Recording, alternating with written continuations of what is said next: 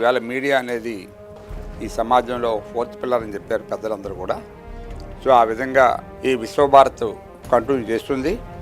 So ఈ Vishwabharat TV మరి దేశంలో కానీ రాష్ట్రంలో కానీ ఎవరైతే మనకి స్వాతంత్ర సమరయోధులు ఉన్నారో వారి తాలూకా సేవలు గుర్తించుకోవడానికి వారి వారసుల్ని వారి తాలూకా బంధువుల్ని ఎక్కడుంటే అక్కడ వెతికి మరి ఆగస్టు 15న వారిని సత్కరించడం అనేది విశ్వభారతి యొక్క గొప్ప లక్షణం, గొప్ప గుణం.